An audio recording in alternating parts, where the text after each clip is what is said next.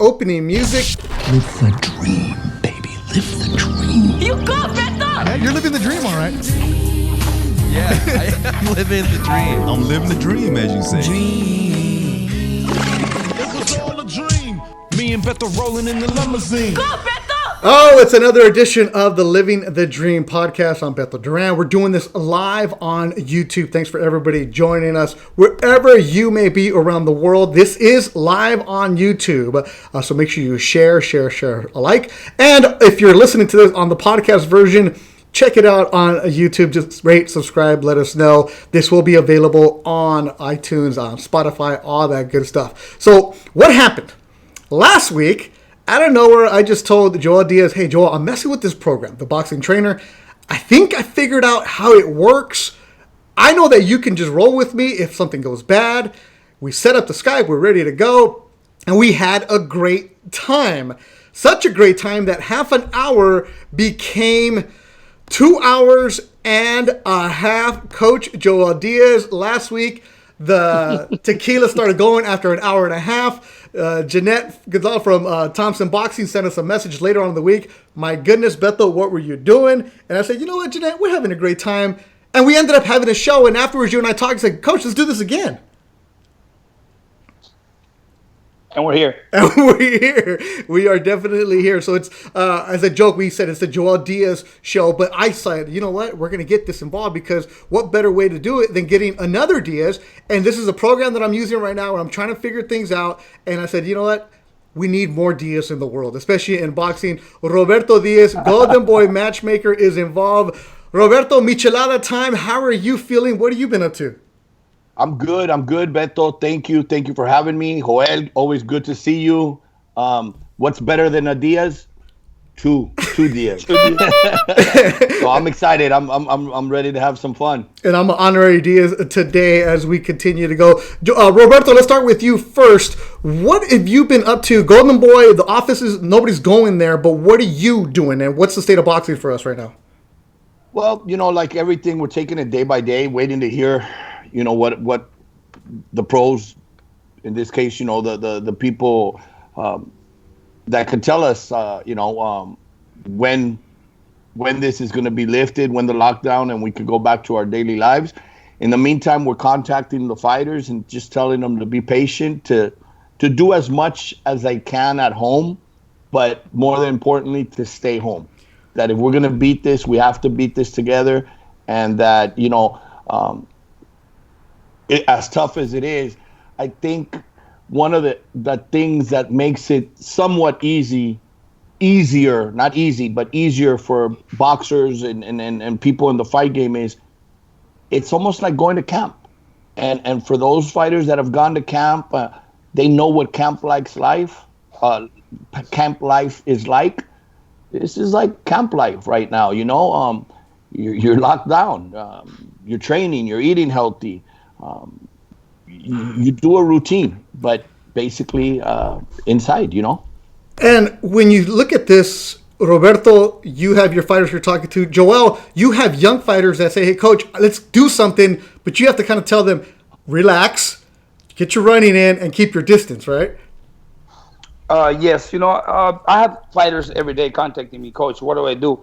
And from home, we tell them what to do. As a matter of fact, Mondays, Wednesdays, and Fridays, Antonio and I do videos for the Boys and Girls Club. We go to the Boys and Girls Club because right now, obviously we're isolated, we're home. But, like I told you last week, I have a few fighters that are here. They couldn't go back to the countries. Everybody, once it started, everybody went home. We have some kids from Texas, Oscar Duarte from Chihuahua. Joseph Aguirre is from Cancun, but his mom is in Orange County, so he went to Orange County. So some kids are from driving distance, they went home. But, for example, Abney, he's from Turkey. He can't go. Ruslan, he's from Russia. So they're stuck here. They can't travel. So them being at home all day, I understand because I feel the same way. I feel the same way as Roberto, like Bobby said. It's just a little, we get a little, stressed just being at home all day.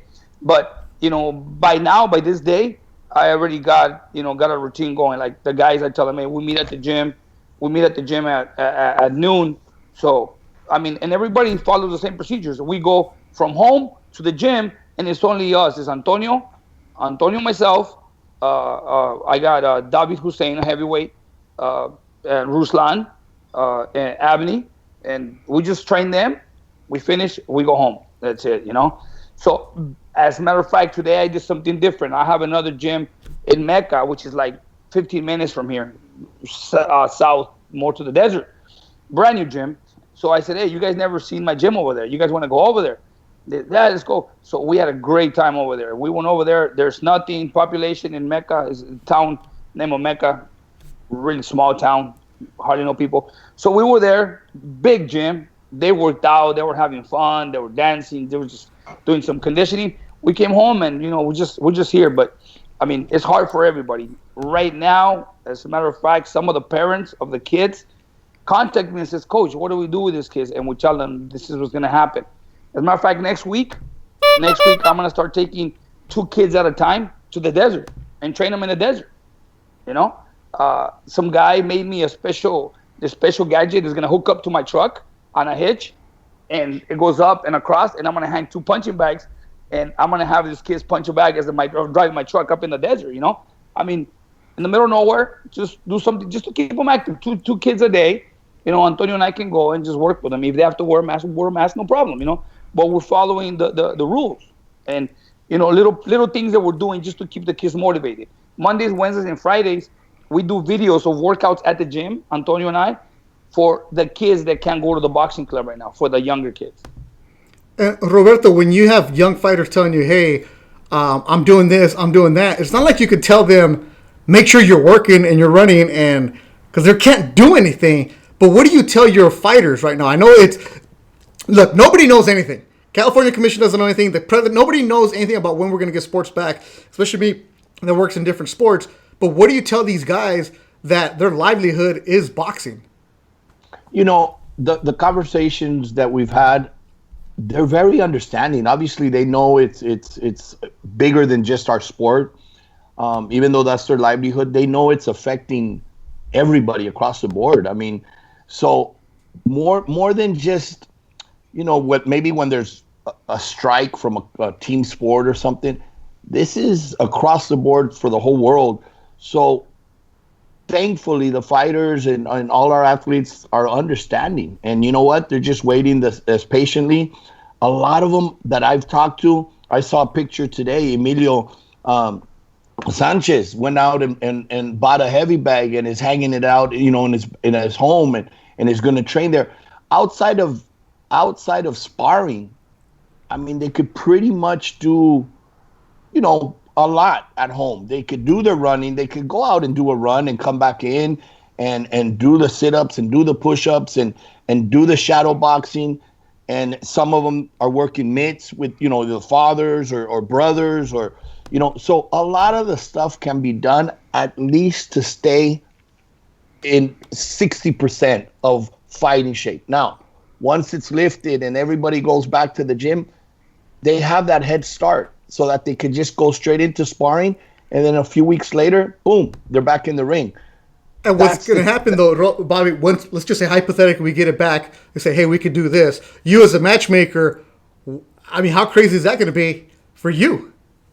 Well, you're going to have, for instance, for us, it's going to be 80 fighters that have been waiting for that moment.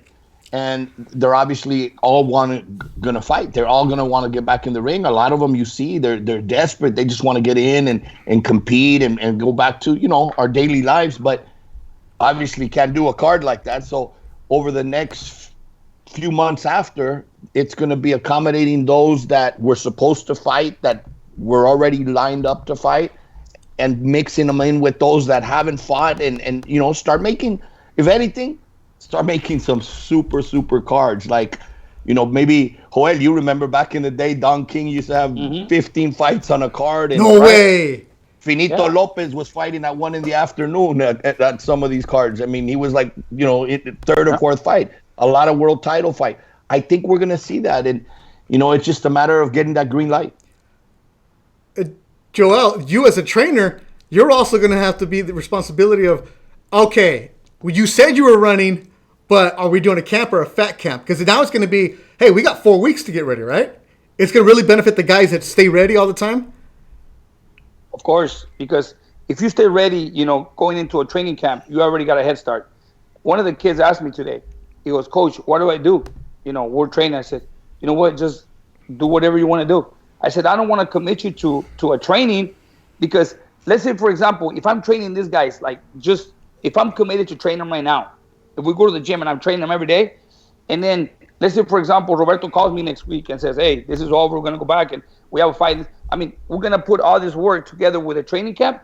They'll be burned out, honestly. Right now, what I'm doing, as long as they stay active, punching the bag, some have the privilege of having a partner at home. For example, Ryan Garcia, I see his dad holds mitts for him. It's great. His father can hold the mitt. He's at home with him. Emilio Sanchez, he has his brother Saul Sanchez with him. I'm pretty sure they can do escuela combate, do shadow boxing in front of each other. They don't have to hit each other. I mean, they're always beat up at each other anyway. I mean, they could put the gloves and do some shadow boxing just to keep the timing distance and stay in shape. Emilio's a very athletic kid. Saul as well. They're always running. I see them running. So I just don't want to I don't want to be training these guys right now and every day. Like if they're in full camp or they're committed to train. And then when we go to a camp, they're already like, oh man, we've been training for so long. I want them to be relieved mentally where I'm just working out to stay active. I don't have a fight. I don't have a scheduled fight. So whenever we start camp, and one of the kids, he goes, I like that about you, Coach. Right now, I see what you're doing. You're just keeping us so you guys are not bored at home. I just leave my house, come to the gym just so that you guys are not bored at home because you guys are home all day long, And as a matter of fact, some of the guys right now at the camp house don't speak English. I got them. So they're speaking English. They're learning English. That's awesome. Yeah, I said, look, you guys get bored because you guys want to be bored. I know you guys go to the gym and then you guys go home and sleep, eat. I said, you guys can do something that you guys need in this free time. For example, I said, you guys need to speak English. Yes. And I got somebody that can help. These are the Russians? Yeah. The Russians and Abney. I said, look, you're going to call this person tonight. And this person is going to give you 1 hour of English class. Really, Coach? He was all excited. And that was 3 days ago. And Coach, thank you so much. I'm learning English really slowly. I mean, there's a lot of things like Marcelino doesn't speak English. He's learning English. That's great. Good. That's good for me as a broadcaster. More English, better for me. Those are productive things they can do in this times where there's nothing to do. They're at home most of the time. Hey, take advantage. Learn something. Read a book. They're boxers, obviously. Marcelino, he's really freaked out, honestly, and he doesn't leave the house. So he has everything set up in the backyard. He has a little course where he does his conditioning. He hung a bag up on the tree, the backyard. There's big trees. He hung a bag. He does his conditioning because Federico is in touch with him from Argentina and he tells him what routines to do on a daily basis. So he's active every day, but he doesn't leave the house, So everybody has something to do. We can all stay active. Here in my house, my wife, my daughters tell me, hey, give us a workout. Okay, you got the Diaz boot camp going on in Coachella right now. I keep them busy. If they want to stay busy, I'll keep them busy. But I'm the type of person that can't be sitting around. I'll find something to do. I'll go to the garage. I'll organize the garage, and if I don't like it, I'll reorganize it. I'll go to the backyard. I told the gardener yesterday he was gonna remove all the plants. I go, no, let me do it. I'll do it. I'll handle it. I have nothing to do. I clean out all the plants from my backyard. If I go feed the horses or something and there's a snake around or whatever, I'll pick it up, bring it, and skin it, and whatever. I'll stay busy. Find something to do. We know you're busy with the snakes, and as I was telling people, you're getting ready for the show today by skinning one of those rattlesnakes that you found. Now, that was pretty cool that we went back, we figured out the good state of the sport of boxing right now. But one of the cool things about you too, and I always love talking to you. Every single time there's a fight, I always ask Joel, what about this guy? I always ask Roberto, what about these guys when I'm working a fight? But then we always end up in a deeper conversation about it. Roberto, I'm going to start with you because we got some of Joel's story last week. And there's a lot of people who are watching today who aren't boxing fans but are my followers. And the thing is, you guys are both very interesting. Oh, you got the Tecate? Okay, well. Oh, you got your coffee? Okay, well, I brought the wine because last week the tequila was just too much for me. Y salud. Oh, that's good. Little Pino, Roberto Diaz style. Nice. Well, just in case, I said, okay, Oh Roberto. my God, here we go. Trouble, ¿ya ves? Okay. Troubles in the brewing. Troubles in the brewing. I was No, trying to I be said- professional today, but whatever. It's third. It's a Diaz thing. It's a Diaz thing. Oh yeah, I'm not gonna be professional that long. But here it is, Roberto Diaz. You got your start in boxing. How? Crazy story. I mean, look, in boxing, a lot of times it's who you know and connections and people opening doors. But I was just a big fan. I love boxing. My dad instilled it in me. It was, watching the big fights at home all the time with family and friends coming over. But I was very fortunate. I met one of my favorite fighters at a mall in San Diego, Marco Antonio Barrera, during a Christmas season shopping. Approached him to get an autograph. But I was one of those fans that never liked to get an autograph like, hey, can you sign this napkin or can you sign this bill? If it was a baseball player, it had to be something baseball related, basketball, football, whatever. So being Barrera was a boxer, I ran around the whole gym looking for gloves, looking for something boxing so he could sign. But at the malls, there wasn't anything. Even in the sporting goods stores, there wasn't anything boxing unless you maybe probably a mouthpiece. But so I approached him and I said, hey, if I give you my address, do you think you could send me, an autograph picture? And he said, yeah, give it to me. So I give it to him. I thank him. And a couple weeks go by and nothing. And, I said, ya se le olvidó. He's not going to send anything. Yeah. And sure enough, a few weeks later, I get a package in the mail, T-shirt, autograph picture, and let's stay in touch. And coincidentally, at Fantasy Springs, you probably remember, Joel, the fights were outdoors. Julio fought. I remember seeing Julio fight out there, and I think Tonio fought out there. Well, Marco fought there right before the first Eric Morales fight. So when I went to the venue to watch the fight, he remembered me from the mall. Hey, tú eres el del mall de San Diego. He took me in the back. It was outdoors. He took me in the back where they had set up like tents, which were the locker rooms. Big tent, yeah. Uh-huh. And introduced me to his dad and his brother and his trainer and everything. And we grew a great relationship from there. Come the Morales fight, he invited me out. The first Morales fight, this is back in 2000. He invited me to Vegas to the fight. Team sweatpants, everything. And the sweatpants? That's when you know you're legit. And You're in. And we formed a real good relationship that over the years, eventually, he broke up from his management and promoter and went over to Golden Boy. And then he called me and he goes, hey, I'm making this move, this change in my team. What do you want to do? Because at the time I had formed a real good relationship with his then manager and his team, which was Oscar Maldonado. So he was like, what are you going to do, Roberto? You're going to stay with them or you're going to go with me? And I said, well, no, I met them through you. I'll be with you. Yeah, let's go over to Golden Boy.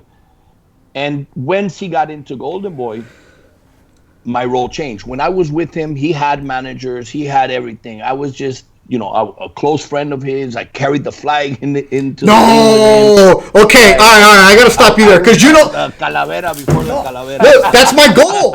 I got the flag ready to go. In case any fighter, once I get fired as a broadcaster, I'm ready to go. I got the flag ready, and I want to be the guy right there in the corner waving the flag. That's it. Forget like winning Oscars and Hall of Fame and all that other stuff. I want to be the flag guy. And to me, that was amazing. It was a great experience. I learned a lot being with Marco, the camp life, going up to Big Bear, going to do camp 6 weeks, 8 weeks, sometimes doing a full camp and getting a call saying, hey, your opponent got injured. He's out. The fight's off. As devastating as it was for me, I mean, I just spent 5, 6, 7 weeks up there. Imagine how the fighters feel. They've been away from their family. I did the camp with Marco. With Marco, it was really different because everybody ran, everybody dieted, and everybody stayed in camp. It wasn't like, hey, I'm going to go home for the weekend. I want to visit my family, my kids. Nada. Everybody's in camp. But as tough as it was, you learn. What I learned was how tough it is, how lonely it is, how boxing, unlike any other sport, what it demands of the athlete, and you gain to respect them a lot. They have to put up with a lot. They have to sacrifice a lot. And one thing that through the years, I grew a relationship with Golden Boy. Never dreamed of it, but had a real good relationship with Eric and Oscar and everybody there because of working with Marco. Now, when he goes over, I become his advisor. I negotiate the fights, the opponents, and everything. So that's where my relationship with Golden Boy begins. Once Marco leaves and retires, I had 2 or 3 fighters. Couple signed with Golden Boy, and it was like, okay, I'll probably have to go back to my old job and manage a couple of these fighters and go back to normal. And I get a call. I'm actually on a trip with another fighter in South Africa with El Mantecas Medina, Manuel Medina. Mm-hmm. And my wife calls me and says, hey, Roberto, Eric Gomez is looking for you. And, obviously the time difference, I said, well, patch him in right now. I'm awake. So she patches him in, and Eric says, hey, I wanted to talk to you. I hear you're in Africa. Yeah, well, when you come back, I'd like to sit down and talk to you. I'd want to offer you a job. And I'm like, a job doing what? Matchmaking, helping me. The company's growing. I'm going to need help. I can't, do all the fights, and maybe you can help me make some fights and sign some fighters. And I couldn't sleep. I couldn't sleep after that call for a couple of days. I remember coming home and saying, look, I told my wife, she goes, that's a great opportunity. Why are you thinking it so much? I said, I don't know what if I can go back to a 9 to 5. I have to move to LA. I don't know what they're going to expect of me. And a couple of days, it took about a week, 2 weeks. I called Eric and I said, hey, I'm in. And it's going to be 13 years. It's going to be 13 years. There's not a day goes by that I know I made the right choice. I'm honored. To be working with Oscar and Bernard Hopkins and Miguel Cotto and Canelo and all these great fighters that before, as a fan, I'm still the fan, would only watch them on TV. Yeah. And then how do you two know each other? Just from making the fights, or how'd that work? No, I've known Joel for many, many years, even before Golden Boy. I used to, like I said, I went out to Fantasy a couple times. I lived in San Diego at the time, so I'd go out to Fantasy a couple times to watch fights. But I've known, I don't remember how we met. But I remember how we met. You do. Wow. I do remember. I look, I'm gonna recap a little bit of what we did last week. I talked about a kid, Beto, and I knew that I down the road said something that it wasn't there, because when you say something and then it didn't fit, and I caught it later, and today I was talking to my son about it. Well, remember I was talking to you about the kid Tomás Barragán? Yeah. Okay. That kid Tomás Barragán, when he debuted in Paula Casino on a Sugar Ray Leonard show or whatever. Okay. Well, down the road, I remember talking to you last week and said Tomás Barragán was like 5-0 or 6-0, whatever, but he wasn't. I was confused with Guillermo Ruiz. Guillermo Ruiz was that kid that fought that kid with the HIV. Remember when I was talking? Well, yeah. The thing is, when I met Roberto at the Agua Caliente Casino, when he brings a kid by the last name Santiago to fight Tomás Barragán, and we met. We've seen each other before, because when Marco Antonio Barrera fought at Fantasy Springs, he was there. My brother Julio fought on the card. I still have pictures of that. Even who debuted on that card too was Danny Garcia. I think. Wow. I got pictures. Yeah, Danny Garcia was on that card as well. That was a long time. My brother Julio fought on that card. Well, when I remember Roberto Diaz from that since then, and then when he brought Santiago to fight Tomás Barragán, I said, okay, I remember you were managing Santiago, right? Yeah. So I remember this is a crazy story, though. I remember that. I didn't know that's like when we met, but I gotta tell you, Beto, that's a crazy experience. So I had Joel Santiago. He was a kid from Mexico City, living in Vegas, and he was 1-0. I debuted him, and he was 1-0. I get a call from Jimmy Montoya, um, who Joel mentioned last week, and they tell me, "Hey, I got to fight for Joel." Joel Santiago was the kid's name. Yeah. I got to fight for him. It's in Agua Caliente against another kid. He's like 1-0, 2-0. Easy fight for Joel. At the time, I don't remember, but I don't think you even had BoxRec, so you couldn't even look him up. No, or anything. no, it was. And I'm like, all right, Jimmy, you know what? I trust you. And Jimmy was always really good with me as well. And I really, learned a lot from him. So I took the fight. Now, we're in Agua Caliente getting ready. I don't know Barragan. I don't even remember the weigh-in. Maybe I didn't go to the weigh-in. Just a brother went. So I don't remember, that I would have seen the Diaz brothers or anything. And as we're walking out, we get called, okay, you guys walk. Obviously, we were the B-side in that sense because we're walking out and everybody in the arena is booing for us. As I'm walking, Joel turns around the fighter and tells me, hey, how come they're booing so much? I said, you know what? The fans have the fight switched and think you're fighting. Mantecas Medina was fighting on the card. So they probably think you're the opponent for Mantecas. Don't listen. And I'm in my mind thinking a 4-round fight, nobody could be booing you this much. The other kid can't have all these fans. Well, I get in the ring. Joel's in the ring waiting for his opponent to come out. And out comes, they announce Tomás Barragán.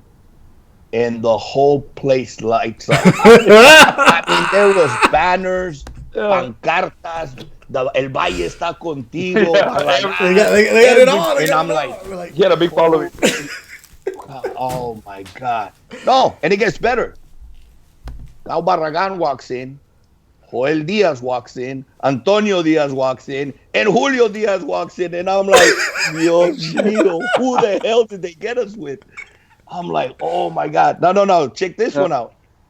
He takes off his robe, and I remember the trunk saying zurdo. El zurdo de oro. El zurdo de oro. Yeah. And the brother in the back says, ya nos chingaron, carnal. Nos metieron un zurdo.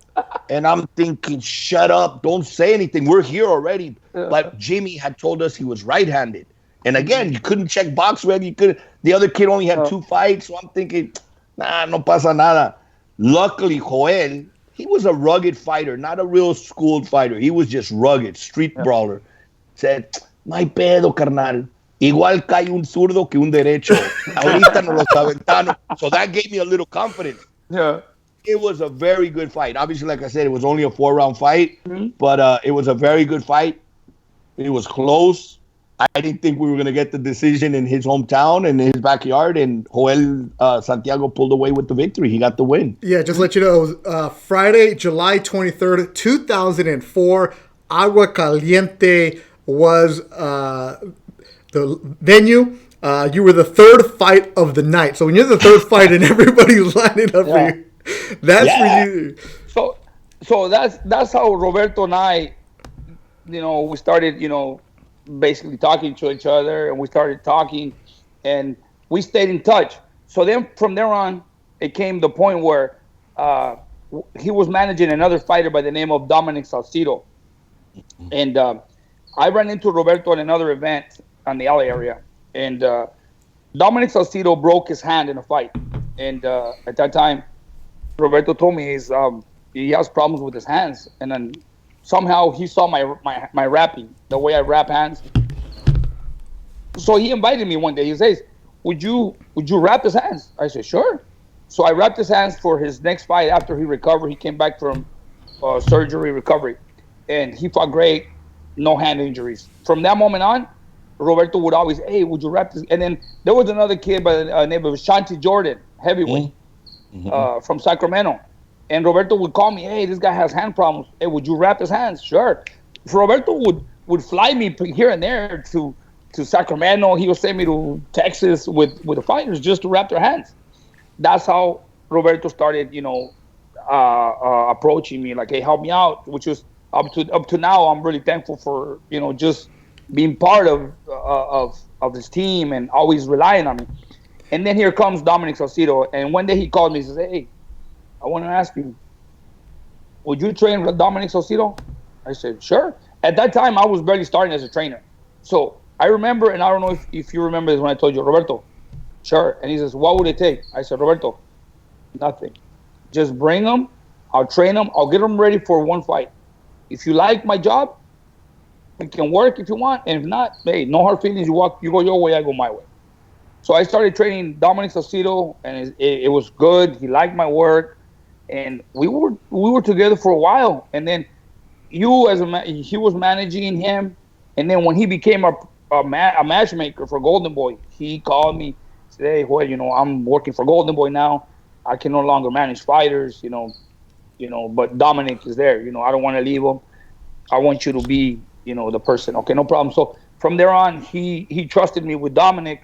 Same time I was working with Ashanti Jordan, and then it went from there, And then since then, I really trust up to now. I trust Roberto very much because he's always been very loyal to me, and likewise to him, to the point where there's times in which I pick up the phone when I need like advices, like a mentor. I always call, "Hey, Roberto, I have a problem. What do you think?" And he gives me the best advice. And you know what? I'm really thankful for it.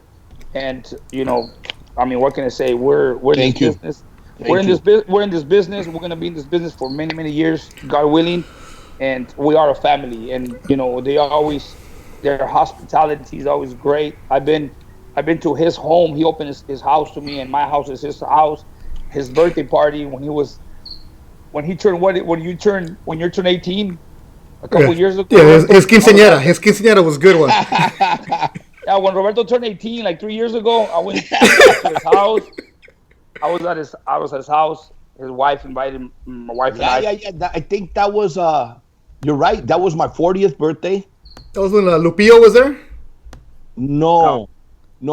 This was a surprise party. Oh, okay. Yeah. That we had just really moved to LA area. And when I think I went home, I went to pick up a dog. I went to pick up a German Shepherd at a breeder, and coming home, I show up, and there's a house full of people. And happy birthday, and surprise, and Joel and his wife were there, and I appreciate that. And then 10 years later, at the 50th. Yeah, no. So it's been a great relationship. We've always been, a team, a family, and now that they opened the doors to my son, I was really thankful for the fact, I'll be eternally thankful. Golden Boy, everybody in Golden Boy, every single person that works for Golden Boy, Roberto, Eric, Gaspari, Eric, you talk Carlita, everybody. I mean, you guys are family. Open the doors to my son, and my family is my priority. So if you treat my family well, you're part of my family. Yeah, and I'm really thankful for that. Yeah, Joel Diaz Jr. working at Golden Boy, good kid. Roberto's son Bobby working there also. It's a family affair. But this is part of the reason I wanted to have you two on together, and not to make it the love fest of like, oh, we all take care of each other. And you guys aren't even related, Diaz, but you mentioned it. You're like a family. But in this sport of boxing, I've only been around 5-6 years. You see people who, hey, that's my brother, and then a week later it's, hey, there's that knife, or hey, there's a snake there here. Like, I guess my question is, as a dumb person here, is why does that happen in this sport? The backstabbing, the going back, without saying any names, because I know both of you have had that happen to you. And Joel, we'll start with you. Let me tell you, Roberto has an answer, because I seen Roberto a while back in an interview. He says, "El boxeo es un deporte que, Roberto." Es muy celoso. Es muy celoso. Jealous. Jealousy. It's very jealous sport. I mean, like I said earlier, the fighter becomes isolated. The fighter has to do a lot of sacrifices. And, it's the bad part is when you get a young kid that nobody knows, let's say Joel brings him amateur-wise and trains him. Once he becomes a little famous, then all the other, I could be doing this, I could be doing that. They're not doing a good job with you here. You're not making enough money. That's when they all come out. And that's the tough part. That's the tough part, because you've put in all the groundwork and you have a bond. But now, the first time it happens to you, it breaks your heart. Yeah. Then it becomes, hey, it's part of the game.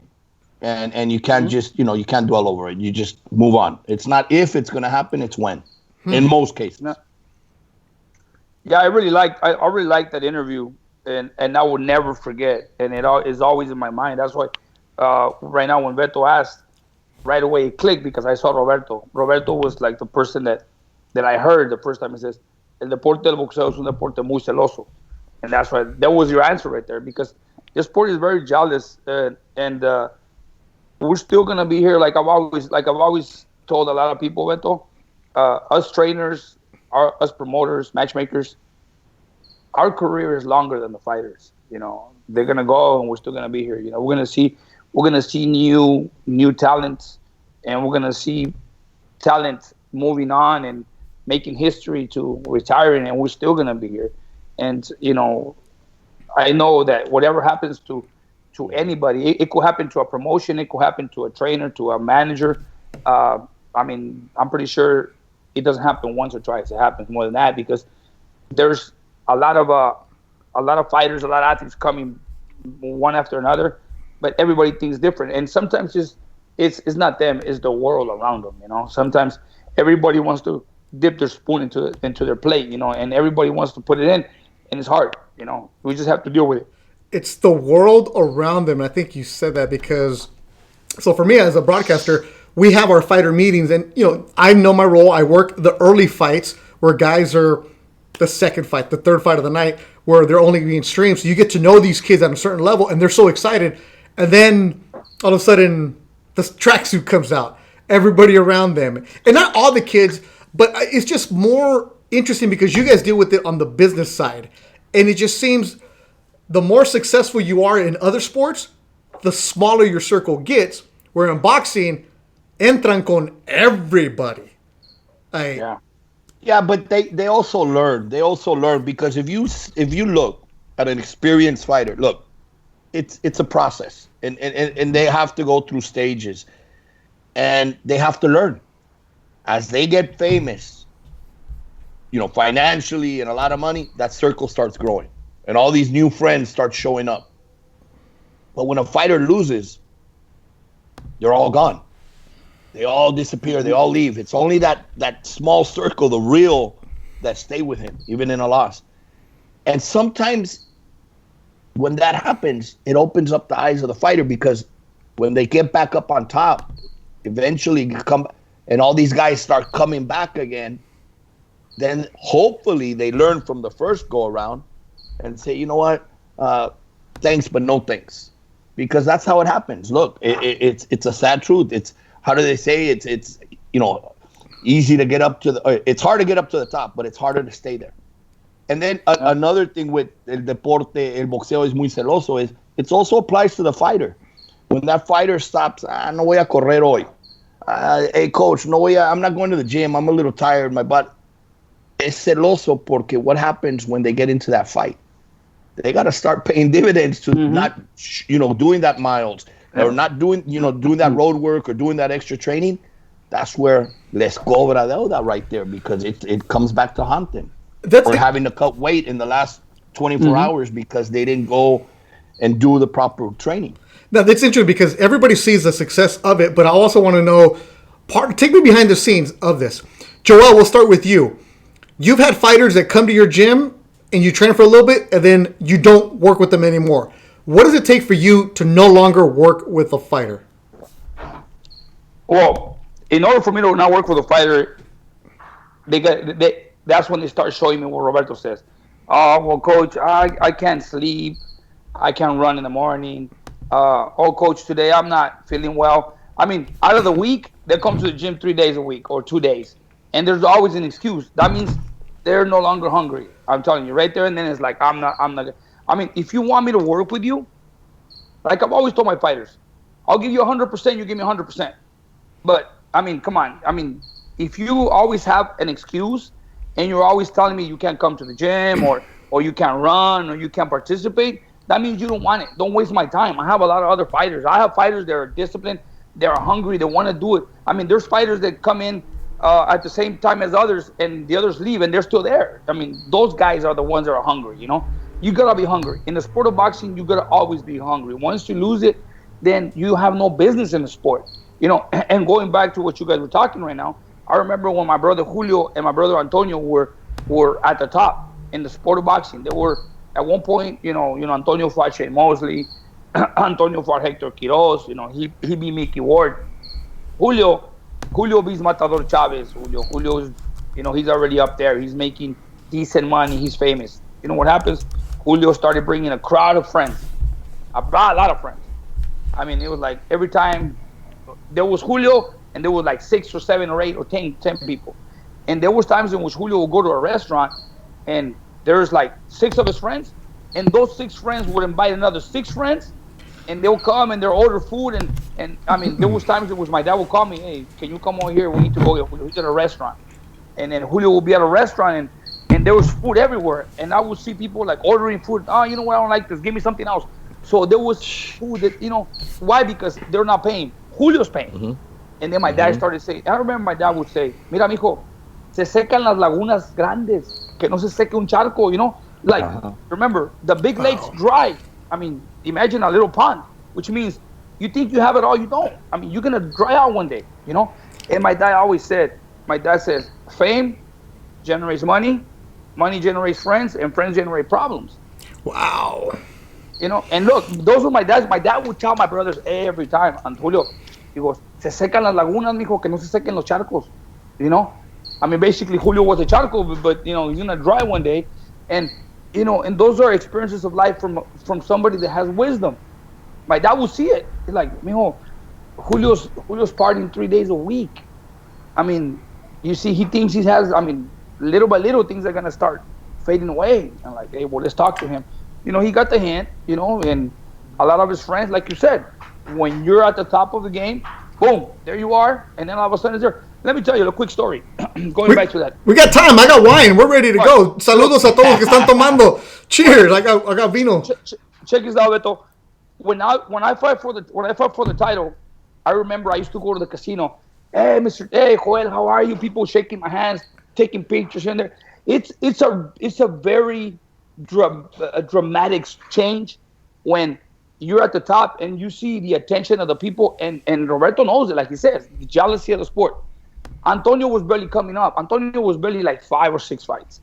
I remember at the time there was this guy in town that had 2 little girls, and he wanted to baptize his little girls. So he comes to my mom's house and says, I would like for Joel to be, the godfather. And I told my mom, but I don't know him. But he likes you and he wants you to be the godfather of these 2 little girls. But you don't know him. I don't know him. And I'm like, Mom, he goes, yeah. And he will come around, how you doing? All right, no problem. It went on. I was still boxing. I was still active. Newspaper articles, people talking about me. I would go to the casino. As soon as I walk in, hey, Joel, how are you? Shaking hands. At the valet parking, hey, there was always that attention.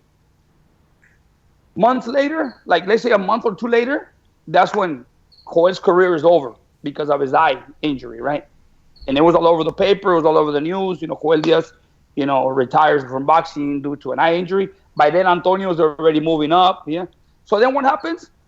Joel is no longer the person we chose to be the godfather. Now they're looking for Antonio. Whoa! Wow. Okay. So then I said, oh, really? I told my mom, oh, no sé qué pasó. No sé. My mom tried to cover it up. Moms are always like, yo pienso que porque te miraron que no querías. Like, oh, Mom, I never said nothing. Like, now I'm no longer the person I was. Now it's like I'm retired. And then we would go to the casino, and there was no more, hey, Joel. There was like Toño. And it was like, it was bad. And then, look, and I feel really bad. I honestly do. My brother Antonio, honestly, I've always said from a lot of fighters, I lived, like you lived a life, a camp life with Marco Antonio Barrera, Roberto. So you know the sacrifice that he puts in, the personal level, the feelings, the struggle they go through. And you see in the face when, they're training and they can't see their families. And you're up in Big Bear. Antonio, when we were in Big Bear for the Shane Mosley fight and all those fights, we're up there. As a matter of fact, at one point, Oscar invited us to his house. Antonio was sparring Oscar for the 2 Chavez fights. And we will go up to Big Bear with Antonio. Antonio, in 1 month, he got 5 tickets, speeding tickets. I mean, the very last time I remember, we're driving to Big Bear, and then right here comes the officer, and Antonio saw him, so then he pulls over, and then by the time he got there, Antonio had already his papers, and it was his 5th ticket. We were there. We watched the Akiwande fight.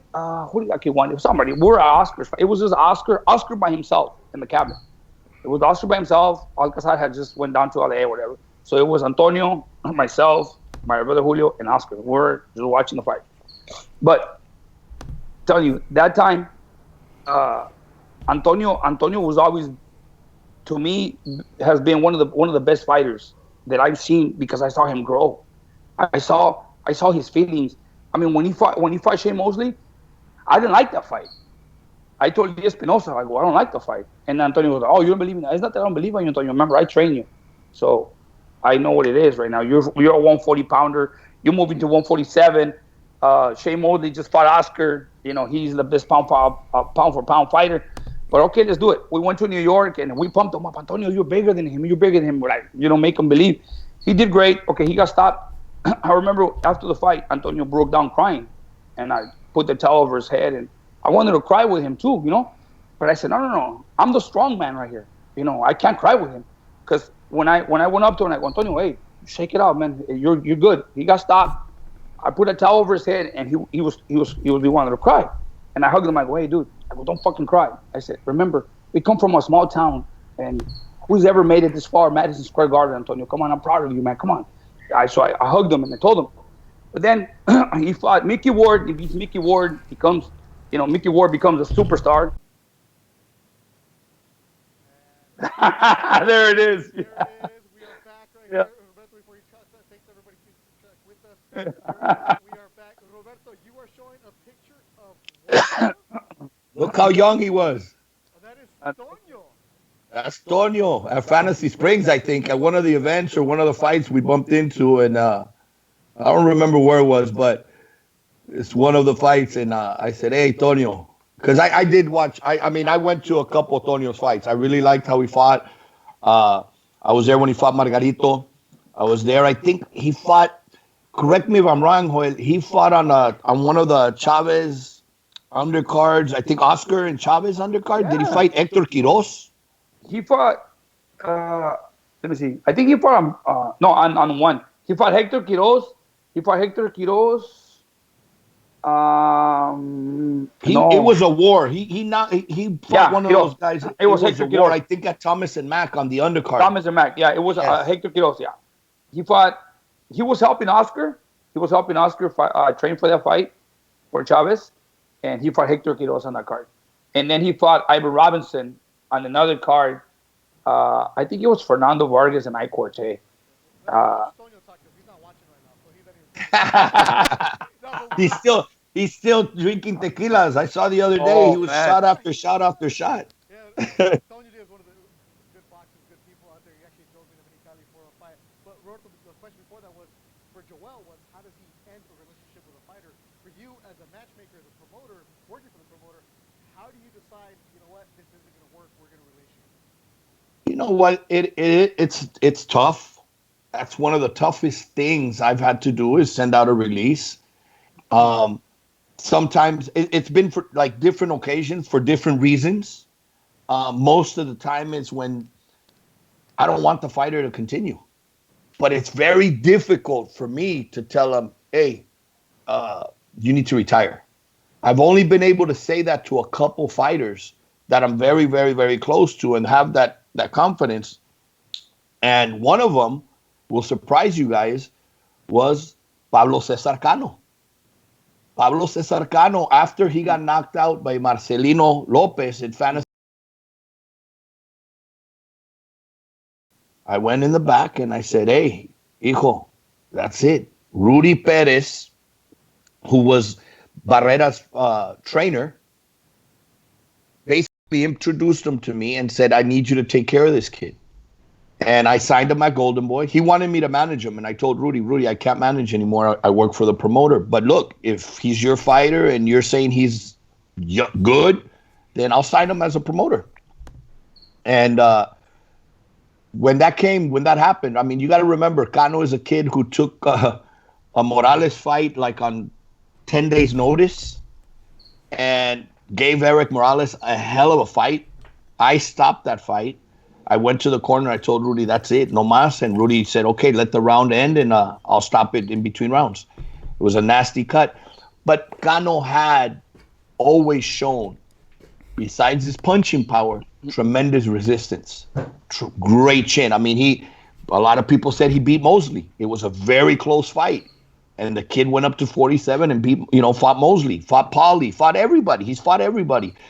And when he got knocked out in the second round against Marcelino, I went in the back and I said, that's it. You're burned out. You have a family to think of. But I think it's time. He didn't even know what hit him. He didn't even know. He didn't remember. Hey, why did I think one of his things was, why did they stop the fight?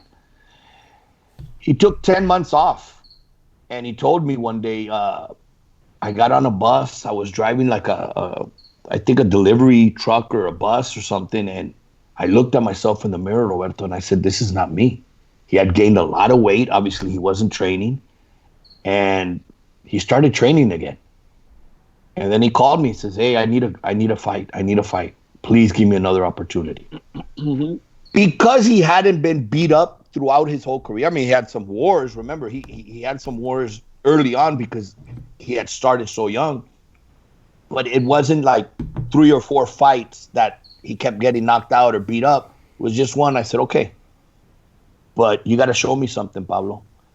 And he was going to fight Antonio Orozco. But we get the call for Orozco to fight for the world title. And that fight with Cano had to be broke off. But then he fought Ruslan Madiev, who wants a rematch right now. No. He told me the other day, he goes, hey, coach, I want a rematch with Cano. That was a fight in Las Vegas. That was a fight in Las Vegas. Yeah, at the Hard Rock. Hell of a fight. I was nervous. Obviously, Ruslan at the time was, with the Triple G camp. And we did that fight as the main event a couple days before Canelo and Triple G as the appetizer before, the main course. And it was Mexico against Kazakhstan. So it was to start. But Ruslan had over 300 amateur fights, was undefeated, and was tough. But Cano showed me that he was indeed hungry to get back. And, he came out with the win and then obviously went on and fought Jorge Linares and stopped Linares in one. And right now I think he's, in his best moment, although Joel almost pulled the carpet out under me, Joel and Antonio, last year when we were at San Miguel de Allende. And in the first round, me hicieron ver, oh my God, me sacaron canas, más. Massa dropping Cano in the first round and almost knocking him out. Anywhere in the world, they probably would have stopped it. Yeah, I mean, obviously because he turned his back and he went to the corner. It would have been over. That's why I was like, but look, when Massa came to me after he had left without even saying thank you or why he left, I was mad. I was really mad. Massa one day, I mean, he was in love, With him, the situation was different. He was in love. He met his girlfriend. And he will go from the camp house to the gym, and he will stay in the car talking to his girlfriend. He will go and train as fast as he could, and sometimes he would leave some of the boys behind because they were driving the same car. And then, hey, where's Massa? So then when we told him, hey, Massa, what's going on, man? I mean, if you're in love, what are you doing? I mean, you come here, you train fast because you want to go home. You want to talk to your girlfriend? I mean, you leave everybody. So he started feeling a little hurt because the way I was telling him, but I was like, those are the right things as a coach to tell him. I had to tell him, hey, you're not doing things right. So then one day in the morning, he just left. And then, hey, Massa left. So I texted him. I said, okay, Massa, that wasn't the right way to leave. You should have told me. I'm here to talk to you. Never did. So Memo Rocha calls me. And Memo goes, hey, Joel. From that moment on, everything was like, hey, Massa, I go, hey, I don't want to talk about it. I don't want to change the subject. Oh, Joel. I go, that's fine. He's doing good, no problem. And then when he fought in New York, and he lost to the guy in New York, he shouldn't have lost to that guy. If I would have trained him, he would have beat the guy. And then when he fought Virgil Ortiz, I mean, they lived together. They share the same room almost, and they're like, oh, mi hermano. I go, you're going to get knocked out. So then I told Memo, he's gonna get knocked out. Take care of him because Virgil's gonna knock him out. And sure thing. So then from there on, and then one day Memo calls me, Joel, I want to ask you for something. What? He goes, I know. If you wanna, he goes, si me quieres mandar la chingada, mándame. Pero I want to tell you, I go, what's up, Masa? I go, what's up with Masa? Well, he's fighting Cano, and in Mexico, there's nobody, for him to train him. And I think he has a possibility to beat Cano. What am I gonna do? I go, no. He goes, piénsala, güey. I go, mándalo. Toño can train him. He's cool with Toño. All right. So when Masa gets here, I remember I was pulling up to the gym. Antonio was barely parking, and Masa was staying, but he wasn't staying at the camp out. He became friends with the guy that lived close to the gym, and so he goes, no, he got a place to live. So he went out there, and he was living with this guy that lived close to the gym, walking distance. So when I got there, I was pulling to the gym. Antonio was there, and they were talking outside in the parking lot. So as I pull up, and then he goes, he was really embarrassed. Masa like, hey, and he told me, he goes, Joel, I really messed up. Y yo sé que no es de hombre lo que hice, y me quiero disculpar como hombre, y te quiero pedir una disculpa. I go, ok, Masa, no hay problema. Hey, no me digas nada, se va a entrenar, vamos a entrenar. Pero ahora ya no va a ser como antes. Antes te llevaba para mi casa, you would come to my house, and, there was times in which on the weekend, hey, my wife and the kids were going to go somewhere. Hey, Masa, what are you doing? Nothing. Kids, and I would take them. We would bring them with the family. But, okay. So everything went great. He started training, but he came hungry, Roberto. He came hungry. Training hard, did great work. First 2 weeks, great. So then we started putting the Marcelino Lopez punch. And hey, mira, Masa, con este golpe lo noqueó Marcelino. And Marcelino was being part of it too, mira. Así, nomás invítalo y métele a la derecha, pum, y vámonos, So he practiced a punch for a while. 3 weeks in camp. And then after that, everybody was beating him up bad. Marcelino was just playing with him. He didn't want to hurt him. Marcelino was just touching him he wasn't even going hard. And I go, Masa, no sé, coach. Estoy bien. No te ves bien. So it got to a point where I told Toño, you're going to go with Masa to San Miguel, but remember, he's not going to win. Cuídalo. And when I mean cuídalo es... Make sure he doesn't get unnecessary punishment. Yeah. That's it. Yeah. Si tú miras que no, hey, páralo. I go, I don't want you to... Remember, there's a split second between making the right and the wrong decision. Correct. Antonio, if you see that it's not going to... that's it. Stop the fight or protect the kid. Just if he's doing it to get a paycheck or whatever, pero cuídalo. And I'm watching the fight. Hey, when he lands the right and Cano goes face down, I go, damn. So then when Cano gets up and he's looking around and he walks away from the ref and goes to the corner, I go, it's over. And they let him go. I go, what the hell? So you know what happened after that's the old cliche in boxing that you never know. Nothing's ever written in stone. Nope. And if there would have been odds, probably been at 20-1. Cano had just knocked out Linares. Exactly. And I remember that was what I was thinking. When I saw Mas at the press conference and when I saw him at the weigh-in struggling, and I felt bad for him, because at one time he was our fighter as well, and he's a great kid outside the ring, very respectful, very appreciative. When he drops Cano and I see Cano head first go down, I'm like, I said, this is exactly what I thought. You knocked out Linares to lose to Masa? Not in a disrespectful manner. But there's levels. There's levels to this. God, Cano. One thing that that's what got him out of there is Cano has balls. And he has a big heart. The next round, he comes out, and I remember yelling at him, box, move, get your legs back. A minute was not going to be enough to recuperate from that punch. Yeah. And what does Cano do? He goes to the center of the ring, and he wants to trade. And he starts trading. And he knocked out Masa. And Masa had a big punch, obviously dropped Cano. But that's where Masa, it failed him a lot, was what Cano had more of. Yeah. Masa lacked a little bit. Yeah. And after that fight there, I talked to Masa. I went over, I talked to him, I said, hey, ya estuvo. You got a family, he had just got married, recently. Has a little girl. little girl, I said, yeah, you don't need this anymore. Yo, Roberto, you bring that up as a matchmaker, and Joel, you can piggyback off of this. You have somebody, you're looking out for them, not only releasing him, but you develop a relationship with them, the family, everything else. When you tell somebody, yeah, you're done, how hard is it?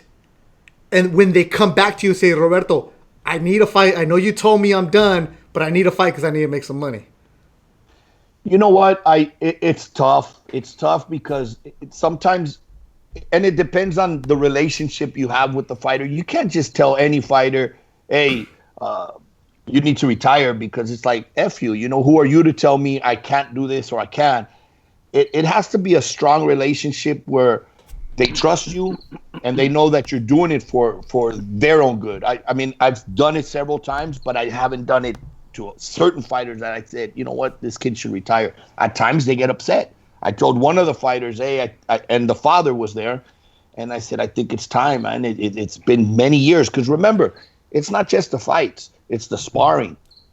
It's the amateur fights. It all leads up to, at this certain point, they may be young, but it's been already so many years. The father got upset and was like, you don't know what you're talking about. And the kid continued with some other promotion and went on, and he's getting hurt. He's getting hurt. And it's tough because it hurts you when you see that at times, you know. But there's other cases where they trust you enough where, you know, Ronnie Rios, if you guys remember, he took a break.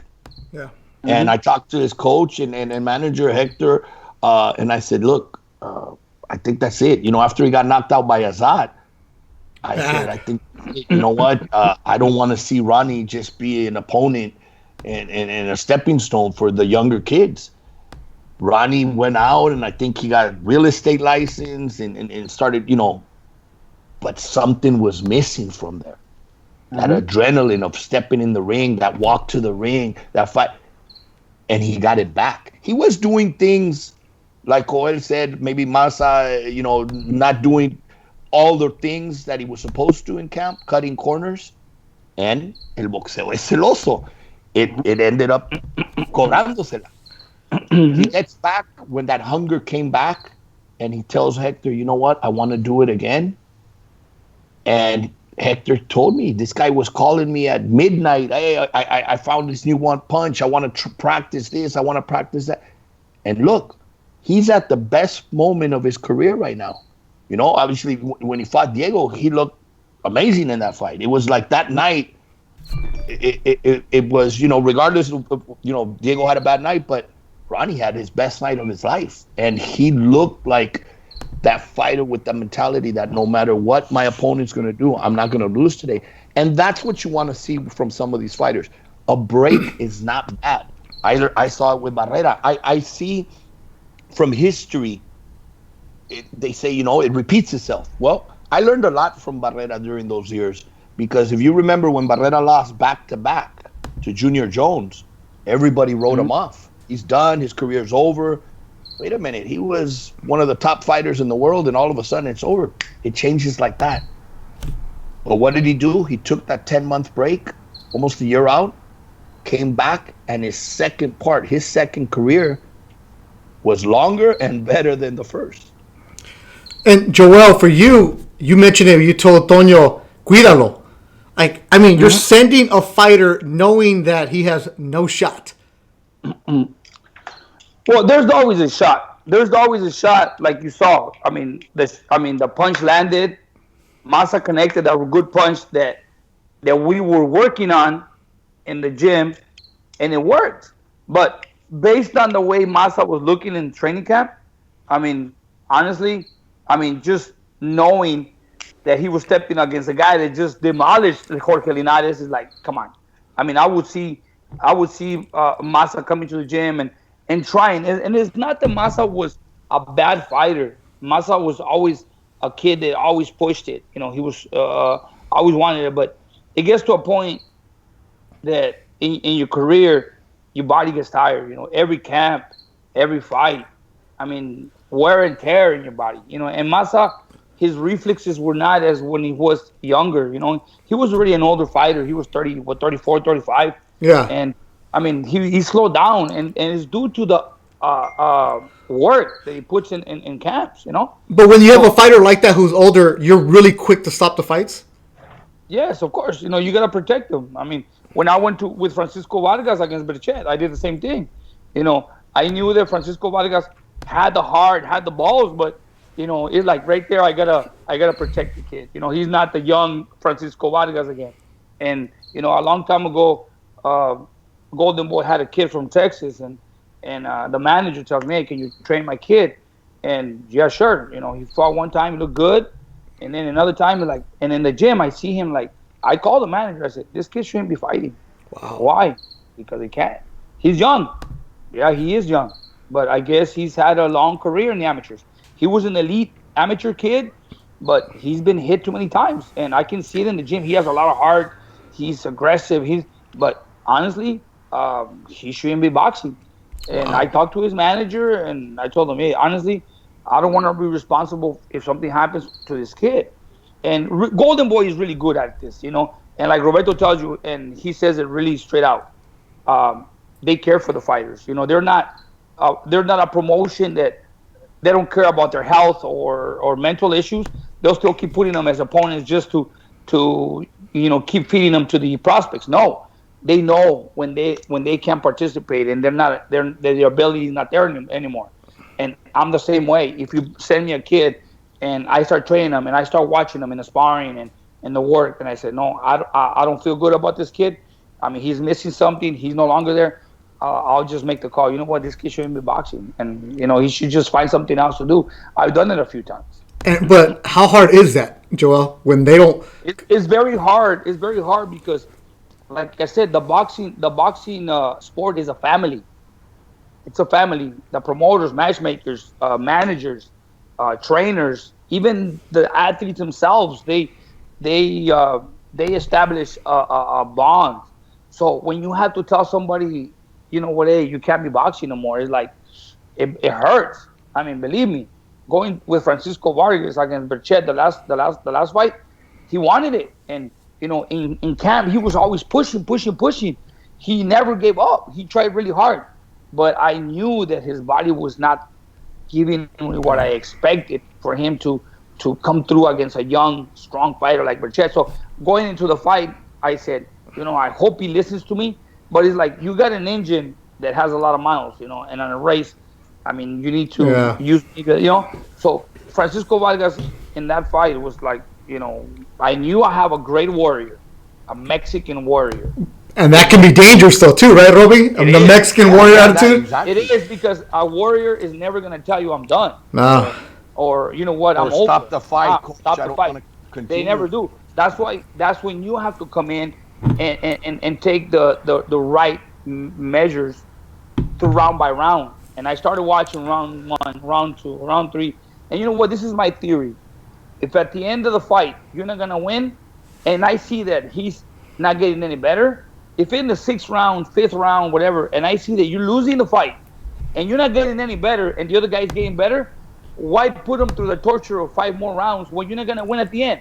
And you're not one of those fighters, and I'm not just saying in Vargas' sense, but in anybody's sense, and you're not a fighter that can turn it around with one punch because maybe you're not a big puncher. Then you're just, okay, I'm going to take him all the way to the end so he can have that, at least I made it, but those punches can never be taken away, the punches he received. Yeah, real quick, that at least I made it attitude, again, I'm not one to question any fighter ever. I've never been in the ring, never been hit, none of that other stuff. But that at least I made it attitude, because there's been times I've gone in the corner as the ring reporter and I've asked, you going to let him go another one? You going to let him go another? Oh, he's good. I'm like, wow. Like, I told them, when I started watching him going downhill, he comes to the corner and I asked him, this is the first thing. I always like to communicate with my fighters in the corner. You have to communicate and pay attention on their response, how they respond. I always ask them, talk to me. And they're like, if they hesitate, you can tell right away that, So I asked them, I said, Francisco, ¿cómo andas? ¿Cómo te sientes? And he's like, estoy bien.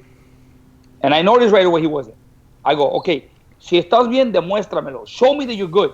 Don't tell me you're good, okay? I said, I'm going to stop the fight. I go, I'm going to give you one more round. I told him, I'm going to give you one more round. And in the next round, you don't show me that you're good, we're leaving. Okay, we're walking away. And he says, and as soon as he says, okay, Joel, ¿está bien? I gave him that extra round, but I was very careful of him not getting hurt because I was about to stop it before the end of the round. But he fought through the round. And towards the end of the round, he gets hit with a good punch. And he comes to the corner, and I felt that he was like having problems breathing. And I said, hey, it's over. And I says, está bien. When he says, está bien, that means he was waiting for me to stop the fight. But I told him around before I go, you know what? I'm going to give you one more round. If I don't see you get any better, it's over. We're walking away. He goes, está bien. So by him telling me that, he was like leaving it in my hands like, hey, you do what you have to do. Yeah, Steve Kim has that line, sometimes the only thing braver than the fighter was his corner. He's used that many a time, and I know we've seen it a bunch of times, but it's just great stuff, great information you guys are bringing. This is a lot of fun, and look, we've been doing it for an hour and 20. This is pretty exactly, Robbie. Right now, let's go in. This is part of the reason I wanted to have you two on here. I taught myself how to do this program because we could do an Instagram live, but you can't go back and forth. And when you watch it back, we have fancy graphics. We got you guys go back and forth, all that good stuff. Look, Beto Digital is all ready to go. Beto Vision Studios in the Tendedero, we're all right back here. There's a question coming for you from the Ace of SoCal. So now we're going to ask some questions from the Fote jamming in the ring. Okay, so it was amazing. The rivalry was real. They hated each other, so that made for obviously better fights. But it's also, that another thing you learned is whenever you have two Mexicans in a ring, it's going to be a fight. It's going to be an entertaining fight because on both sides, if you notice, whenever they lost to somebody else, there wasn't the animosity. Marco never hated Junior Jones, and Morales never hated. I think made a commercial with Manny Pacquiao. But it's almost like I can lose to anybody, but at home in Mexico, I can't lose to you. I can't be second best to you. So that atmosphere was great. Living those 3 fights were amazing. I got a quick story on the trilogy. So in the first fight, El Coyote and Morales are compadres. And in the first fight, if you guys watch the fight, El Coyote is singing for Morales. He sings the walkout song. He's in the ring singing. So Morales, through the years, becomes a musician, promoter. He starts promoting musicians. And there was a singer by the name of Nico Flores who sang banda and was very similar. Cool picture. Very similar to El Coyote. Actually impersonated him a little bit. Similar, yeah. Yeah. So one day I would record VHS. I would record a lot of stuff on Morales to have fights, everything to when we went to camp. And I'm recording a show where Morales is on, and they ask Morales like a bunch of questions and say, "What's your favorite music?" And he says, "Banda." Okay, for example, with what singer? Everybody thought he was gonna say El Coyote. That's his compadre, and El Coyote was very famous. But now Eric Morales, being that he was a promoter and he had to promote his own singer, says Nico Flores. So I get the tape, and we had a common friend, and we send that tape over to a friend in Guadalajara who was also compadres with Coyote. And I said, hey, please get this in hands of El Coyote. A week later, we're in camp. A week later in Big Bear, we get the call. Hey, Roberto, aquí tengo El Coyote en la otra línea. Hey, Coyote, mucho gusto, bla, bla, bla, what's going on? Aquí está Marco, lo saludó y todo. ¿Qué hay que hacer? Well, it'd be an honor for us if you sing for Marco, for the fight. Vamos, y quiero llevar a toda mi banda. I think he had like 22 people.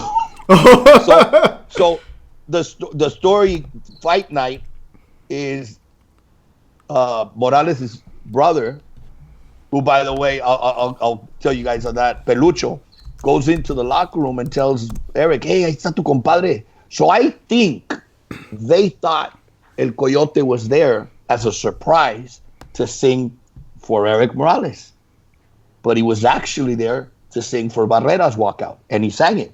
He sang his walkout. So Coyote sings the first one for Morales, and then the third one for Barrera. Wow. And Eric came out to, I guess, a CD. What a story right there. Yeah, it was crazy. And then I'm showing the picture. Here we go. I have a picture of a young Eric Morales and you, Roberto Diaz. You'll see it right now. Barrera, Pelon, you, Bobby, and you mentioned it back and forth. You actually became his son's padrino, right? Correct. I am his oldest son, Marco Barrera, his padrino. So we're compadres. And here's a funny part that a lot of people don't know is I'm compadres with Morales, his brother. What? So not Eric Morales, but his brother, Diego, who was a world champion too at one point for the WBO. But I'm a padrino for his daughter, his oldest daughter, for her quinceañera. So in a way, hey, I tell everybody, yeah, I'm compadres with Barrera and Morales. And they're like, what? I think I'm the only one that could say I'm a compadre with a Barrera and a Morales. Yeah, there it is. It's not Eric, not el terrible, Pelucho. Le mando un saludo al Pelucho también. And then I'm going to ask this question.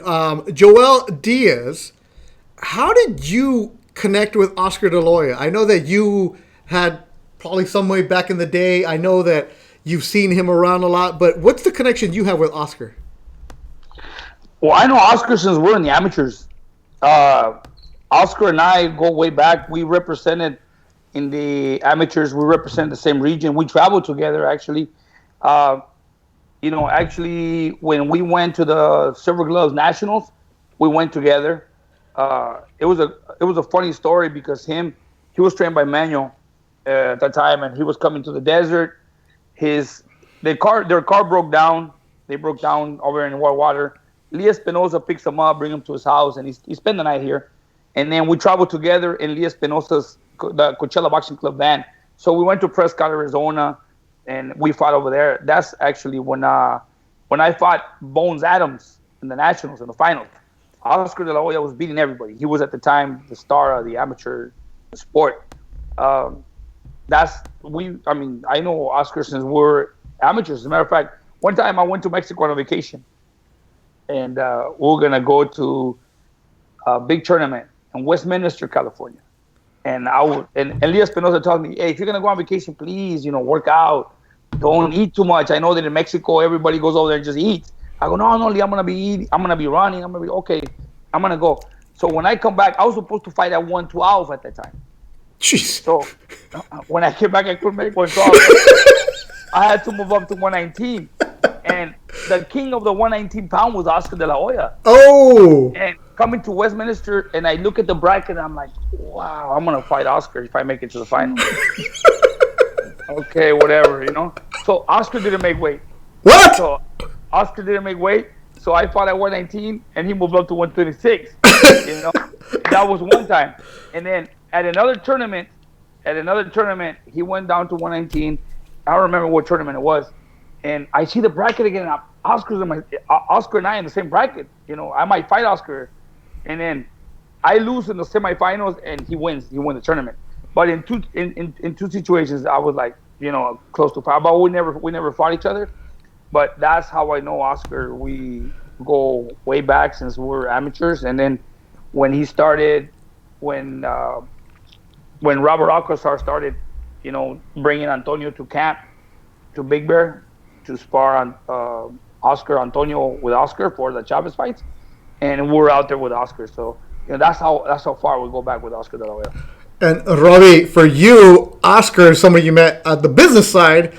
He's now somebody you work for. But when you were with Barrera, you came in and you're like, wait a minute, I know you. Let's get to work. What kind of relationship do you have with him as a young man?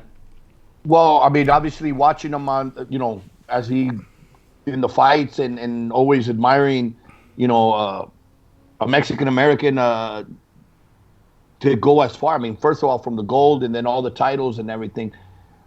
Never, like I said, never in my wildest dreams did I think I would be, working for Golden Boy Promotions, working for Oscar De La Hoya, and it's a dream come true. I met him personally when I get there with Barrera. That's when I first met him, and it was just like, Is this right here? The picture. Look to your side with Barrera and Juarez. Is that it? it was before. It was actually our first fight with Golden Boy at the time was the Manny Pacquiao fight, which I thought, check this out, the first Pacquiao fight. You know, we're all excited. We're gonna fight with Golden Boy Promotions now. We go to camp. Now, if you guys remember in LA, there was the fires in Big Bear. So we're at the house. We had just got there. Now we get there in like 2 Suburbans because we had luggage and sparring partners and the trainer and the family, the group and everything, the whole team. And then one of the Suburbans leaves. It was just there to take us. A couple days into camp, I get a knock. I go open the door, and it's sheriff. And it's like, you guys have to leave. And I'm like, no, we're Oscar let us borrow the house. We're here working. We're on camp. And I had no idea what was going on. And he says, no, you don't understand. You guys have to leave. Mandatory evacuation. Yeah. And I said, what's going on? There's fires all over. So it's like, okay, how long do we have? A couple days? You guys have an hour. Wow. Now we've unpacked. We've one Suburban left. It was basically just to take Marco and a couple of team members to go run in the morning and come back, and then groceries and stuff like that. And it's like, how am I going to get what took 2 Suburbans down in one? Well, when I told everybody, Don Jorge, which was like a MacGyver, got all the rope and got everything. We tied everything on the top. I think a couple of the sparring partners were probably up on the rack and loaded everything up, and let's go. We're going to LA. That was like a scene out of a movie, because when we got into town of Big Bear, everybody's running. I mean, everybody's trying to leave the mountain at the same time. It was bumper to bumper to get down. So we get to a hotel in LA and set up camp. But we're seeing that the fires have now hit as far as Tijuana, and they're coming to LA, and we're going to have to break camp here too. And then, you know what? Let's just go to San Antonio. We get to San Antonio, and obviously, fight fans know what happened in that fight. I really thought, we're going to get that letter where we're released. And no, Oscar stuck with Marco, and obviously Marco from there on went on and beat Paulie Ayala, and then beat Eric Morales on the third fight. And like I said, he came back, and the relationship with Oscar at the time was business, professional. But when I got the job opportunity, it became more, a family relationship. And I am very honored, and people don't know, but he's very much involved. And as a matchmaker, you got to do the fights that the fans want to see, good fights. Obviously, you want your guy to win, and you try to make the fights that please everybody. But there's always that, what if he gets upset? One thing with Oscar, because he did it, and he did it at an elite level, is he expects his fighters to be in real fights, tough fights.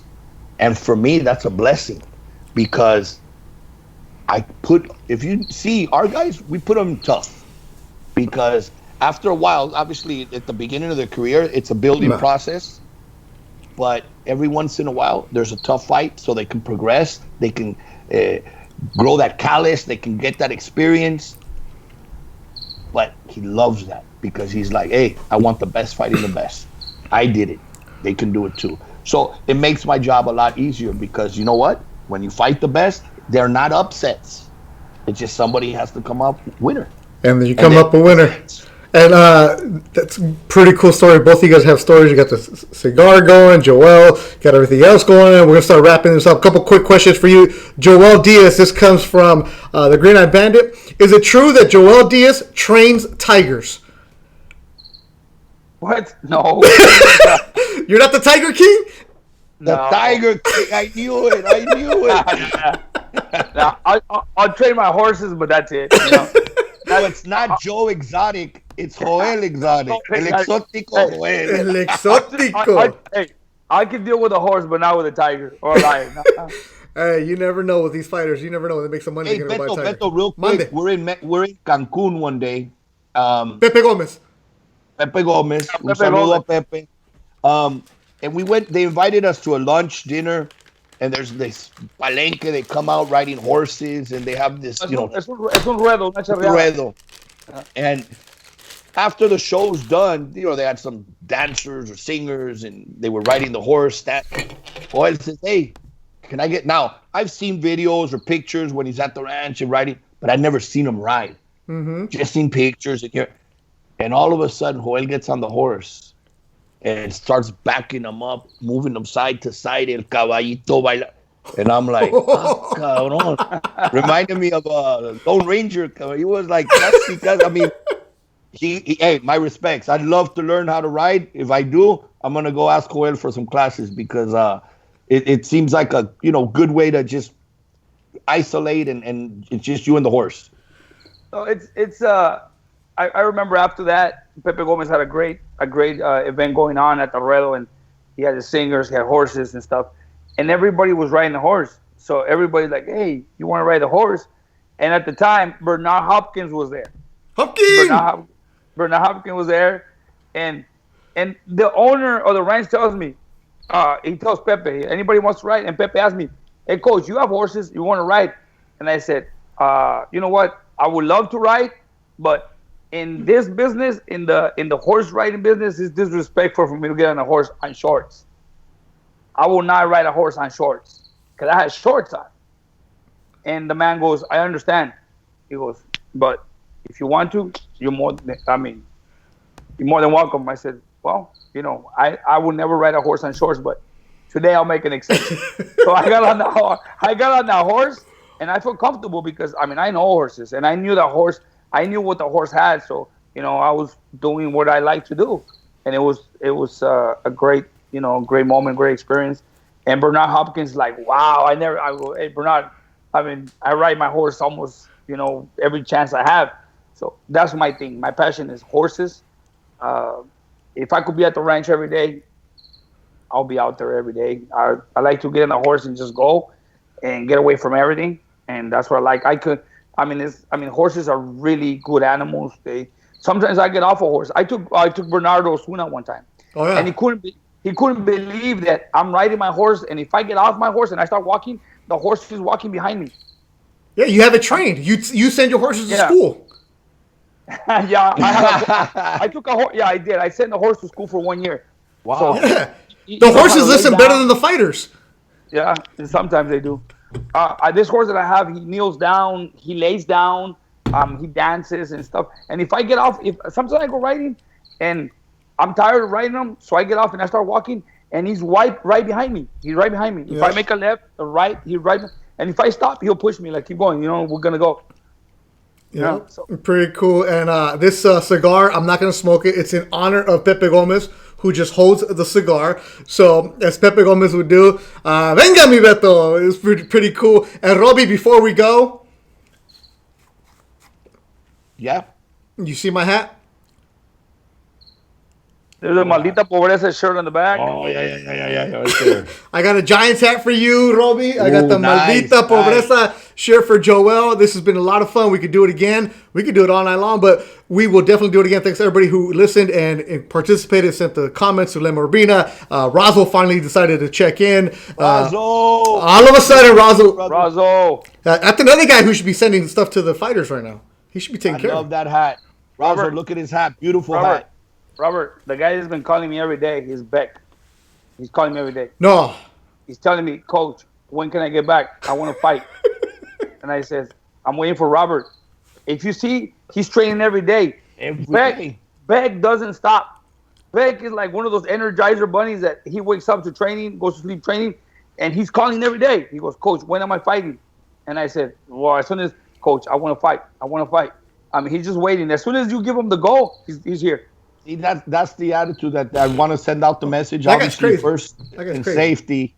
Everybody be safe. Stay home. Let's fight this and beat this together. But be ready because, once we get this lifted, as soon as we can get these dates, obviously we want to get everybody back in the ring as soon as possible, but only when we know it's going to be safe for everybody. And it's just day by day. Anything could change any minute. You know what? We're checking different states, different options. And, Beck is one of those guys that he fights 1 or 2 rounds anyway, so he's ready to go every month if possible. Yeah, so. they're all going to be ready until you hear the name Beck. Then all of a sudden, you know what? Maybe not. Oh, now Toño Diaz wants to jump in. It's all right, Toño. We talked about you with the Mandados Flores, and we've been drinking. We'll do this again next week. Thanks to everybody who's been involved with it. Thanks to Joel Diaz, Roberto Diaz. Once again, this will be available on podcast form. It's available on YouTube for those of you who missed it. Thanks to you guys. Thanks for listening to Living the Dream.